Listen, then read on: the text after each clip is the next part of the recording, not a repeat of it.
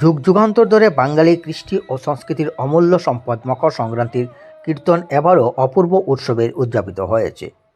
কীর্তন আশ্রয়ের পক্ষ থেকে আয়োজিত এই 11তম অনুষ্ঠানটি শহরকেন্দ্রিক জীবনযাত্রার মাঝে গ্রামীণ ঐতিহ্যকে জীবন্ত করে তুলেছে। নবীন প্রবীণ শিল্পীদের অংশগ্রহণে সমৃদ্ধ এই কীর্তন সভা বিভিন্ন সাংস্কৃতিক সংগঠনের সহযোগিতায় বাঙালি সম্প্রদায়ের কাছে এক বিরাট অর্জন হিসেবে রূপ নিয়েছে। কীর্তন আশ্রয়ের সভাপতি সমর বিজয় চক্রবর্তী মূল বক্তব্য রাখেন। তিনি বলেন, মকর সংক্রান্তি আমাদের কৃষিভিত্তিক সংস্কৃতির প্রতীক। শহরের কোলাহলে এই ঐতিহ্যকে জীবন্ত রাখা আমাদের দায়িত্ব। সম্পাদক ভাস্কর দাস উপস্থিত থেকে বক্তব্যে বলেন, বাঙালিদের কৃষ্টি ও সংস্কৃতিকে ধরে রাখতে হবে বাঙালিদেরই।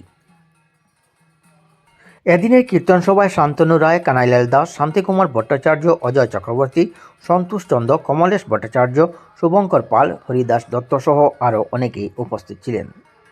নবীন শিল্পীদের পাশাপাশি প্রবীণদের অভিজ্ঞতা মিলিয়ে কীর্তনের সুরে দর্শকরা মুগ্ধ হয়েছেন। স্থানীয় সংগঠনগুলোর সক্রিয় অংশগ্রহণ এই অনুষ্ঠানকে আরও বৃহত্তর করে তুলেছে। কীর্তন আশ্রয়ের এই উদ্যোগ শিলচরের সাংস্কৃতিক জীবনকে নতুনভাবে সমৃদ্ধ করেছে।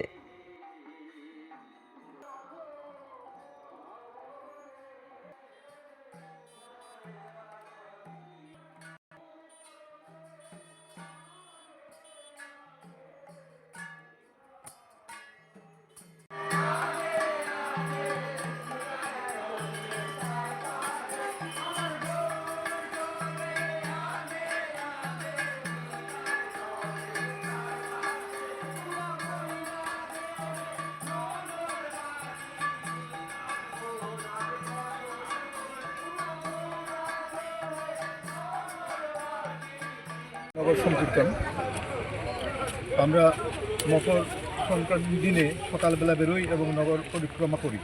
কয়েকটা প্রধান সড়ক আমরা পরিক্রমা করি। আমাদের নির্দিষ্ট গান রয়েছে, গৌরঙ্গ মহাপ্রভুর প্রতিকৃতি সামনে রেখে আমরা গান করতে থাকি সেই নির্দিষ্ট গানটি, এবং আমরা ফিরে আসি যেখান থেকে আমরা শুরু করি সেখান থেকে, এই পুকুর পাড় থেকে, অর্থাৎ নরসিংটোলা পুকুর পাড় থেকে আমরা শুরু করি। আজ 7:30টার সময় আমরা শুরু করেছিলাম এবং নগর পরিক্রমা করে আবার ফিরে এসেছি। এখানে এসে লুট হয়, নাম কীর্তন হয়, হরে কৃষ্ণ হরে রাম রাম রাম হরে হরে, এটা হয়। তারপর লুটের কীর্তন হয়, লুটের কীর্তনের পর লুট দেওয়া হয়, তারপর আমাদের অনুষ্ঠান সমাপ্তি ঘটে।